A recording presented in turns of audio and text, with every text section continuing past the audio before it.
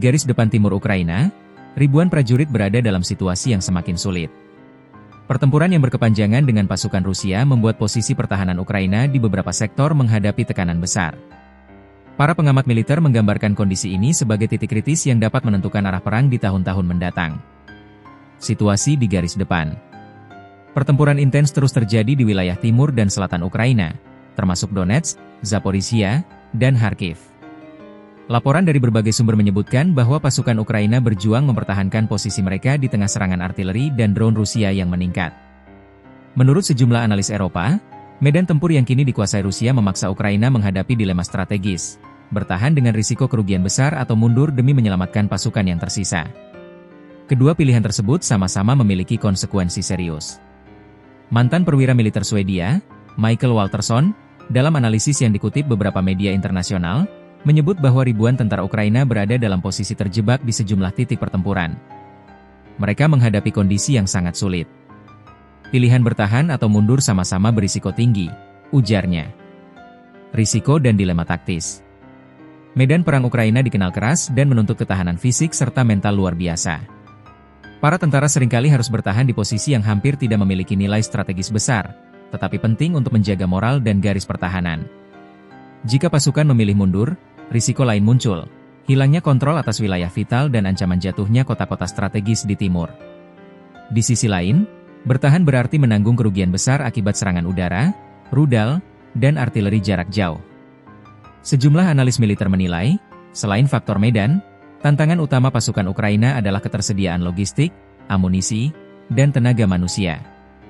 Setelah hampir 3 tahun perang berlangsung, kemampuan Ukraina untuk mengganti kerugian di medan tempur semakin terbatas. Ketimpangan kekuatan. Panglima militer Ukraina, Jenderal Oleksandr Syrskyi, dalam wawancara baru-baru ini mengakui bahwa Rusia memiliki keunggulan signifikan di sejumlah sektor. Kekuatan musuh 3 kali lipat lebih besar dalam personel dan peralatan di beberapa area penting, ujarnya. Keunggulan Rusia tidak hanya dalam jumlah, tetapi juga dalam sistem persenjataan jarak jauh. Rudal jelajah dan drone tempur membuat posisi pasukan Ukraina lebih rentan. Di sisi lain, Ukraina bergantung pada bantuan senjata dari negara-negara barat untuk menyeimbangkan kekuatan tersebut. Namun, laporan lembaga riset Kiel Institute for the World Economy menunjukkan bahwa dukungan finansial dan militer untuk Ukraina mulai menurun sejak pertengahan 2025. Beberapa negara pendonor menunda bantuan karena tekanan ekonomi domestik dan dinamika politik dalam negeri masing-masing. Tekanan politik dan ekonomi. Kondisi di medan perang berbanding lurus dengan tekanan politik di Kiev. Presiden Volodymyr Zelensky dihadapkan pada dilema antara mempertahankan moral publik dan menjaga hubungan dengan sekutu barat. Beberapa laporan menyebutkan bahwa pemerintah Ukraina semakin sulit menjaga kestabilan ekonomi. Dana untuk kebutuhan perang menipis, sementara kebutuhan untuk memperbaiki infrastruktur sipil terus meningkat. Situasi ini semakin berat setelah beberapa negara besar, termasuk Amerika Serikat, meninjau ulang skema bantuan luar negeri mereka. Potensi berkurangnya dukungan pada 2026 dapat memperburuk kemampuan Ukraina dalam mempertahankan wilayah yang tersisa. Strategi Rusia di lapangan. Di sisi lain, Rusia terus memperkuat posisinya dengan strategi yang lebih terukur. Serangan udara terarah, penggunaan rudal hipersonik, serta aktivitas drone kamikaze menekan jalur logistik dan komunikasi Ukraina.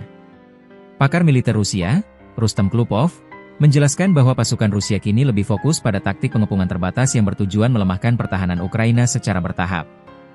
Setiap langkah dirancang untuk menekan tanpa harus melibatkan pertempuran besar-besaran, katanya dalam sebuah wawancara. Kremlin juga menggunakan pendekatan non-militer seperti tekanan energi dan kampanye informasi untuk memperlemah solidaritas publik di Eropa. Dengan cara itu, Rusia berupaya mengurangi kemampuan negara-negara barat dalam menjaga komitmen bantuan kepada Kiev. Reaksi dunia internasional. NATO dan Uni Eropa menegaskan kembali dukungan mereka kepada Ukraina, meski dengan nada kehati-hatian. Sekjen NATO Jens Stoltenberg menekankan pentingnya dukungan jangka panjang, sembari mengingatkan agar perang tidak berkembang menjadi konfrontasi langsung antara Rusia dan aliansi Barat.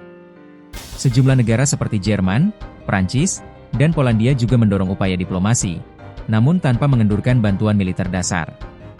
Uni Eropa sendiri baru-baru ini menyetujui paket bantuan tambahan untuk memperkuat sistem pertahanan udara Ukraina.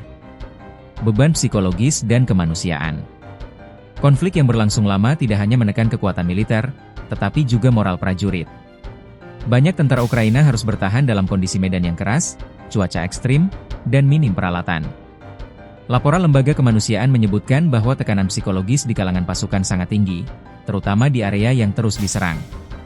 Selain itu, jutaan warga sipil terus terdampak oleh serangan yang menghancurkan infrastruktur dan memutus akses ke kebutuhan dasar. Organisasi internasional memperkirakan lebih dari 6 juta warga Ukraina kini hidup dalam kondisi pengungsian internal maupun lintas batas. Konflik Ukraina-Rusia kini berada di fase yang menentukan. Meski dunia luar melihat pergerakan pasukan sebagai strategi militer, di lapangan situasinya adalah perjuangan manusia untuk bertahan hidup di tengah tekanan luar biasa. Keputusan-keputusan yang diambil dalam beberapa bulan ke depan apakah untuk bertahan, mundur, atau mencari jalan damai akan menentukan tidak hanya masa depan Ukraina, tetapi juga keseimbangan geopolitik Eropa secara keseluruhan.